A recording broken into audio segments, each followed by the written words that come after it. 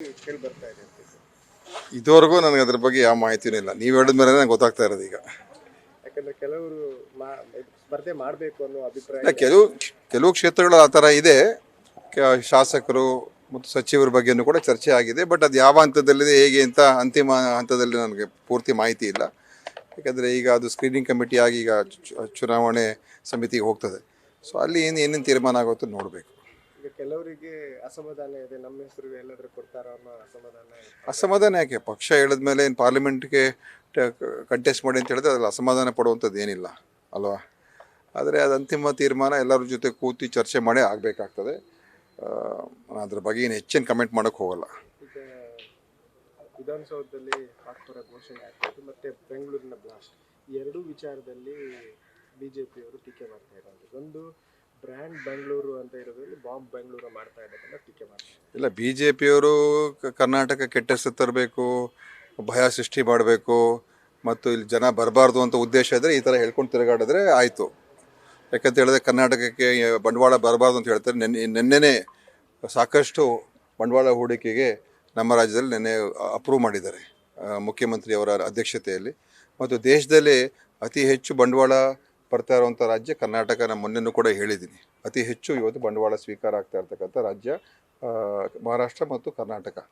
ಅದರಿಂದ ಇವರು B J P ಹೇಳಿದ ತಕ್ಷಣ ಅದೇನು ಒಪ್ಪುವಂಥದ್ದೇನಲ್ಲ. ಆದರೆ ಇಂಥ ಘಟನೆಗಳು ಭಾಳ ಗಂಭೀರವಾಗಿ ಪರಿಗಣಿಸಬೇಕು. ಇದರಲ್ಲಿ ಯಾರೇ ಇನ್ವಾಲ್ವ್ ಆಗಿರಲಿ, ಏನೇ ಅವ್ರ ಉದ್ದೇಶ ಏನು, ಇದರ ಹಿನ್ನೆಲೆ ಏನು, ಇದರ ಯಾರು ಕಾರಣಕರ್ತರು, ಇದರ ಒಂದು ಷಡ್ಯಂತ್ರ ಏನು, ಎಲ್ಲವನ್ನು ಕೂಡ ತಿಳ್ಕೊಳ್ಬೇಕಾಗ್ತದೆ. ಮತ್ತು ಅಂಥವ್ರ ಮೇಲೆ ಕಟ್ಟುನಿಟ್ಟಿನ ಕ್ರಮ, ಯಾಕಂದರೆ ಕಾನೂನು ಸುವ್ಯವಸ್ಥೆ ಕಾಪಾಡ್ತಕ್ಕಂಥದ್ದು ಸರ್ಕಾರದ ಮುಖ್ಯ ಜವಾಬ್ದಾರಿ. ಅದರಿಂದ ಹಿಂಜರಿಕೆ ಆಗುವಂಥ ಪ್ರಶ್ನೆನೇ ಇಲ್ಲ. ಈಗ ಈ ವಿಚಾರಗಳನ್ನೇ ಮುಂದಿನ ಚುನಾವಣೆಯ ಮುದ್ದ ಮಾಡಲಿಕ್ಕೆ ಬಿಜೆಪಿಯವರು ಹೊರಟಿದ್ದಾರೆ. ಬಿಜೆಪಿಯವ್ರ ಸರ್ಕಾರ ಇದ್ದಾಗ ಎಷ್ಟು ಈ ಥರ ಬಾಂಬ್ ಬ್ಲಾಸ್ಟ್ ಘಟನೆಗಳು ನಡೆದಿದೆ? ಅವ್ರ ಕಾಲದಲ್ಲೂ ನಡೆಯಲಿಲ್ವಾ? ನಡೆದಾಗ ಅದು ಯಾರು ಮಾಡಿದರೆ ಅಂಥವ್ರನ್ನ ಹಿಡಿದಾಕಿ ಮತ್ತು ಕಾನೂನು ಸುವ್ಯವಸ್ಥೆಯನ್ನು ಇನ್ನೂ ಗಟ್ಟಿ ಮಾಡ್ಕೊಳ್ಳಿ ಅಂತ ವಿರೋಧ ಪಕ್ಷದವ್ರು ನಾವು ಇದ್ದಾಗ ನಾವು ಹೇಳಿದ್ದು. ಅರಾಜಕತೆಗೆ ಹೋಗಬಾರ್ದು ಮತ್ತು ಅದನ್ನು ಕಟ್ಟುನಿಟ್ಟಿನ ಕ್ರಮಗಳಾಗಬೇಕು ಮತ್ತು ಇದರ ಎಚ್ಚರಿಕೆಯನ್ನು ವಹಿಸಬೇಕು ಅಂತ ನಾವು ಹೇಳೋದು. ಅದೇ ಥರ ನಾವು ಆಡಳಿತದಲ್ಲಿದ್ದೇವೆ, ನಾವು ಖಂಡಿತ ಅದನ್ನು ನಾವು ಮಾಡ್ತಾಯಿದ್ವಿ. ಈಗಾಗಲೇ ಅದ್ರ ಬಗ್ಗೆ ಏನೇನು ತನಿಖೆಯನ್ನು ಮಾಡ್ತಕ್ಕಂಥದ್ದಕ್ಕೆ ಕೇಂದ್ರದ ತನಿಖಾ ತಂಡ, ನಮ್ಮ ರಾಜ್ಯದ ಪೊಲೀಸು ಎಲ್ಲ ಸೇರಿ ಒಟ್ಟಿಗೆ ಇವತ್ತು ಮಾಡ್ತಾ ಇದ್ದಾರೆ. ಅವ್ರು ಯಾರು ಹಿಡಿದಾರೆ ಅವ್ರನ್ನ ಪತ್ತೆ ಹಚ್ಚೋದಕ್ಕೂ ಕೂಡ ಎಲ್ಲ ಮಾನಿಟರ್ ಮಾಡ್ತಾ ಇದ್ದಾರೆ. ಒಬ್ಬ ಯಾರು ಶಂಕಿತ ಇದ್ದಾನೆ ಅವರು ಬಳ್ಳಾರಿ ಆ ಕಡೆ ಹೋಗಿದ್ದಾರೆ ಅಂತಲೂ ಕೂಡ ಮಾಹಿತಿಗಳೆಲ್ಲ ಇದೆ. ಸೊ ಇದೆಲ್ಲ ಕೂಡ ಇವತ್ತು ಭಾಳ ಇದು ಸೂಕ್ಷ್ಮವಾದಂಥ ಮತ್ತು ಅತ್ಯಂತ ಒಂದು ಗಂಭೀರವಾದಂಥ ವಿಷಯ ಆಗಿರೋದ್ರಿಂದ ಸರ್ಕಾರ ಇದರಲ್ಲಿ ಯಾವುದೇ ರೀತಿಯ ಕಾಂಪ್ರಮೈಸ್ ಆಗುವಂಥ ಪ್ರಶ್ನೆ ಬರೋದಿಲ್ಲ.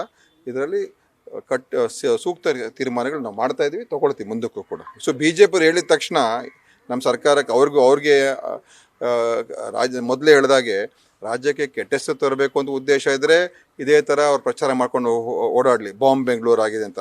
ಇವ್ರ ಕಾಲದಲ್ಲಿ ಬೆಂಗಳೂರು ಏನೇನಾಯಿತು ಅಂತ ನಾವು ಅವ್ರ ಕಚೇರಿ ಹತ್ರನೇ ಬಾಂಬ್ ಬ್ಲಾಸ್ಟ್ ಆಗಿತ್ತು ಅವ್ರ ಸರ್ಕಾರ ಇದ್ದಾಗ. ಶಿವಾಜಿನಗರಲ್ಲಿ ಆಗಿತ್ತು, ಬೇರೆ ಬೇರೆ ಕಡೆ ಚರ್ಚ್ ಸ್ಟ್ರೀಟಲ್ಲಿ ಆಗಿತ್ತು. ಸೊ ಅದರಿಂದ ನಾನು ಇದ್ರ ಬಗ್ಗೆ ತುಂಬ ಇದನ್ನು ಬೆಳೆಸೋದು ಬೇಡ, ಈ ರೀತಿಯಾಗಿ ಬೆಳೆಸೋದು ಒಳ್ಳೆಯದಲ್ಲ. ಸರಿ, ಮೊನ್ನೆ ವಿದ್ಯಾರ್ಥಿಗಳ ಮೇಲೆ ಆಸಿಡ್ ದಾಳಿ ಆಗಿದೆ. ಹೌದು, ಸರ್ಕಾರದಿಂದ ಅವರಿಗೆ ಪರಿಹಾರ ಕೊಡುವಂತ ಏನಾದರೂ ಬಂದಿದ್ರಲ್ಲ, ನಮ್ಮ ನ್ಯಾಷನಲ್ ಕಮಿಷನ್ ಅವರು ಕೂಡ ಬಂದು ಹೋಗಿದ್ದಾರೆ. ಅವರು ಮಹಿಳಾ ಅಧ್ಯಕ್ಷರು ಅವರು ಬಂದು ಹೋಗಿದ್ದಾರೆ. ಅವರಿಗೆ ಅದೇನು ಪರಿಹಾರ ಕೊಡ್ತಕ್ಕಂಥದ್ದು ಕೂಡ ಘೋಷಣೆ ಮಾಡಿದ್ದಾರೆ. ಬಹುಶಃ ಅದರ ಪ್ರಕಾರ ಅದಕ್ಕೆ ಕಾನೂನುಗಳೇ ಇದೆ.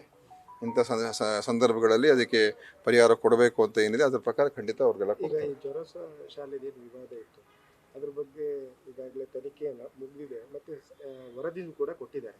ಅದ್ರ ಮೇಲೆ ಆ್ಯಕ್ಷನ್ಸ್ ಯಾವಾಗ? ನನಗೆ ಗೊತ್ತಿಲ್ಲ ವರದಿ ಏನಾಗಿದೆ, ನಾನು ತಿಳ್ಕೊಳ್ಬೇಕು. ಯಾಕಂದರೆ ಅದು ಡಿಪಾರ್ಟ್ಮೆಂಟಿಗೆ ಕೊಟ್ಟಿರ್ತಾರೆ, ಶಿಕ್ಷಣ ಇಲಾಖೆ ಇದ್ದಾನೆ. ಸೊ ನಾನು ಅವ್ರ ಜೊತೆ ತಿಳ್ಕೊಳ್ತೀನಿ ಅದು ಏನಾಗಿದೆ, ಏನು ವರದಿ ಕೊಟ್ಟಿದ್ದಾರೆ, ಯಾವ ಥರ ಆಗಿದೆ ಅಂತ ತಿಳ್ಕೊಳ್ತೀನಿ. ಸರ್, ಈಗ ಜಿಲ್ಲೆಯಲ್ಲಿ ಚುನಾವಣೆಗೆ ಹೇಗೆ ಕಾಂಗ್ರೆಸ್ ಜಿಲ್ಲೆಯಲ್ಲಿ ಈ ಸಲ ಮಂಗಳೂರಿನಲ್ಲಿ ನಾವು ಗೆಲ್ಲುವಂಥ ಅವಕಾಶ ಇದೆ. ಯಾಕೆಂತ ಹೇಳಿದ್ರೆ ನಾವು ನಮ್ಮ ಸರ್ಕಾರ ಬಂದ ಮೇಲೆ ಸಾಕಷ್ಟು ನಾವು ಈ ಒಂದು ಜಿಲ್ಲೆಯ ವಿಚಾರದಲ್ಲಿ ಪ್ರಯತ್ನಗಳು ಮಾಡ್ತಾ ಇದ್ದೀವಿ. ಮುಂದೆ 4 ವರ್ಷದಲ್ಲಿ ಇನ್ನೂ ಹಲವಾರು ಕೆಲಸ ಕಾರ್ಯಗಳನ್ನು ಮಾಡುವಂಥದ್ದಕ್ಕೆ ನಾವು ಎಲ್ಲವನ್ನು ಒಂದು ದೃಷ್ಟಿಕೋನ ಇಟ್ಕೊಂಡು ಮಾಡ್ತಾ ಇದ್ದೀವಿ. ಮತ್ತು ನಮ್ಮ ಸರ್ಕಾರದ ಅಭಿಪ್ರಾಯ ಇದೆ. ಮತ್ತು ಇಲ್ಲಿನ ಸಂಸತ್ ಸದಸ್ಯರುಗಳು ಕರ್ನಾಟಕಕ್ಕೆ ಅನ್ಯಾಯ ಆದಾಗ ಮಾತನಾಡೋದಕ್ಕೂ ಕೂಡ ಅವ್ರಿಗೆ ಧೈರ್ಯ ಇರಲಿಲ್ಲ. ಕರ್ನಾಟಕಕ್ಕೆ ರಕ್ಷಣೆ ಮಾಡೋದಕ್ಕೂ ಕೂಡ ಅವ್ರ ಕೈಲಿ ಆಗಲಿಲ್ಲ. ಇವತ್ತು ಬರಗಾಲ ಆಗಿದೆ, ಬರಗಾಲ ಆಗಿ ಇಷ್ಟು ದಿವಸ ಆದರೂ ಕೂಡ ಇವತ್ತು ₹1 ಬಂದಿಲ್ಲ. ಮತ್ತು ಏನು ಅದ್ರ ಬಗ್ಗೆ ಅವ್ರಿಗೆ ಒಂದು ರೀತಿ ಜವಾಬ್ದಾರಿನೇ ಇಲ್ಲ. ಅವ್ರಿಗೆ ದ್ವೇಷ ಇದೆಯೋ ನನಗೆ ಗೊತ್ತಿಲ್ಲ. ಅದು ಇಲ್ಲಿಯ ಜನಪ್ರತಿನಿಧಿಗಳು, ನಮ್ಮ MP ಗಳು BJP MP ಗಳು ವಿಶೇಷವಾಗಿ ಅವರು ಸುಮ್ಮನೆ ಬಾಯಿ ತೆಗೆದೇನೆ ಕೂತ್ಕೊಂಡಿದ್ರೆ ಇದೇನು ತೋರಿಸುತ್ತೆ? ಏನು ಪ್ರಯೋಜನ ನಮಗವರು? ಅವರಿಂದ ನಮ್ಗೆ ಏನು ಒಳ್ಳೆಯದಾಗಿದೆ? ಎಲ್ಲ ಥರವೂ ನಮ್ಗೆ ಅನ್ಯಾಯ ಆಗೋ ಸಂದರ್ಭದಲ್ಲಿ ಸುಮ್ಮನೆ ಇದ್ದರೆ ಅದನ್ನು ಇವತ್ತು ಖಂಡಿತವಾಗಿಯೂ ದಕ್ಷಿಣ ಕನ್ನಡ ಜಿಲ್ಲೆಯಲ್ಲಿ ಉಡುಪಿ ಎರಡರಲ್ಲೂ ಕೂಡ ಕಾಂಗ್ರೆಸ್ ಗೆಲ್ತದೆ ಈ ಸಲ. ಈಗ ಕೊಡಗಲ್ಲಿ ನಾವು ಗೆಲ್ಲದೇ ಇಲ್ಲ ಅಂತ ಹೇಳ್ತಾ ಇದ್ರು. ಕೊಡಗಲ್ಲಿ ನಾವು ಗೆದ್ದಿದ್ದೀವಿ. ಅದೇ ಥರ ಈ ಸಲ ಒಂದು ಬೇರೆ ಫಲಿತಾಂಶನೇ ಬರ್ತದೆ. ಜನ ನಮ್ಮ ಈಗ ಕಾಂಗ್ರೆಸ್ ಸರ್ಕಾರ ಇವತ್ತು ಪ್ರಾಮಾಣಿಕವಾಗಿ ಕೆಲಸ ಮಾಡ್ತದೆ ಮತ್ತು ದೇಶದ ಪರಿಸ್ಥಿತಿಯನ್ನು ಕೂಡ ನೋಡ್ತಾ ಇದ್ದೀವಿ. ಎಷ್ಟು ಸಮಸ್ಯೆಗಳು ದೇಶದ ಮುಂದೆ ಇದೆ. ಕೇವಲ ಅಬ್ಬರ ಪ್ರಚಾರ ಮಾಡ್ಕೊಂಡು ಒಬ್ಬ ವ್ಯಕ್ತಿನೇ ಈ ದೇಶವನ್ನು ಉಳಿಸ್ಬಿಡ್ತಾರೆ ಅಂತ ಆ ರೀತಿ ಬಿಂಬಿಸ್ತಾ ಇದ್ದಾರಲ್ಲ, ಅವ್ರು ಕೊಟ್ಟಂಥ ಮಾತುಗಳು ಎಷ್ಟು ಉಳಿಸ್ಕೊಂಡಿದ್ದಾರೆ, ಏನು ಮಾಡಿದ್ದಾರೆ? ಈಗ ಚುನಾವಣೆ ಹತ್ತಿರ ಬಂತು, ಈಗ 100 ರೂಪಾಯಿ ಗ್ಯಾಸ್ ಕಡಿಮೆ ಮಾಡ್ತಾರೆ. ಯಥೇಚ್ಛವಾಗಿ 1000 ರೂಪಾಯಿವರೆಗೂ ತೊಗೊಂಡು ಹೋಗ್ಬಿಟ್ಟು ಈಗ ಸ್ವಲ್ಪ ಕಮ್ಮಿ ಮಾಡ್ತೀವಿ ಅಂತ ಹೇಳಿದ್ರೆ ಬರೀ ಎಲೆಕ್ಷನ್ಗೋಸ್ಕರ ಮಾಡ್ತಾರೆ ಅಂತ ಆಯಿತು.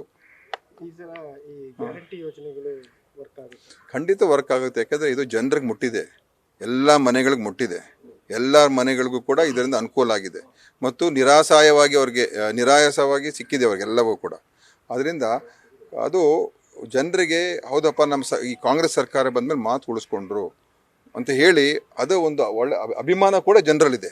ಇದು ಪಕ್ಷಾತೀತವಾಗಿ, ಜಾತ್ಯತೀತವಾಗಿ, ಧರ್ಮಾತೀತವಾಗಿ ಇವತ್ತು ಈ ಕಾರ್ಯಕ್ರಮಗಳನ್ನು ನಾವು ಜನರಿಗೆ ಮುಟ್ಟಿಸಿದ್ದೇವೆ.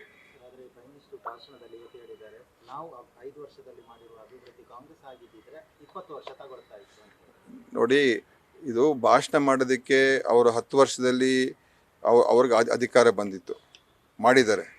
ಈಗ ಕಾಂಗ್ರೆಸ್ 10 ವರ್ಷ UPA ಸರ್ಕಾರದ GDP ಗ್ರೋತ್ಗೂ ಇವ್ರಿಗೆ ಹೋಲಿಕೆ ಮಾಡಿದ್ರೆ ನಮ್ಮದೇ ಇವ್ರಿಗಿಂತ ಉತ್ತಮ ಪರ್ಫಾರ್ಮೆನ್ಸ್.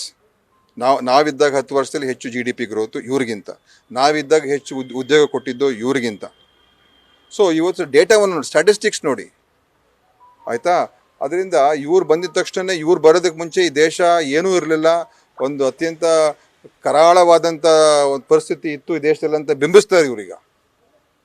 ಇನ್ಕ್ಲೂಡಿಂಗ್ ವಾಜಪೇಯಿ ಅವ್ರನ್ನ ಸೇರಿಸ್ಕೊಂಡೆ, ವಾಜಪೇಯಿ ಅವ್ರನ್ನ ಕೂಡ ಕಡೆಗಣಿಸ್ತಾರೆ ಇವರು. ವಾಜಪೇಯಿ 6 ವರ್ಷ ಇದ್ದರು, ಅದನ್ನು ಕೂಡ ಅವ್ರು ಒಪ್ಕೊಳ್ಳೋದಿಲ್ಲ. ಮೋದಿ ಬರೋವರೆಗೂ ಈ ದೇಶ ಏನೂ ಇರಲಿಲ್ಲ, ಮೋದಿ ಬಂದಮೇಲೆ ಎಲ್ಲ ಆಗ್ತಾ ಇರೋದು.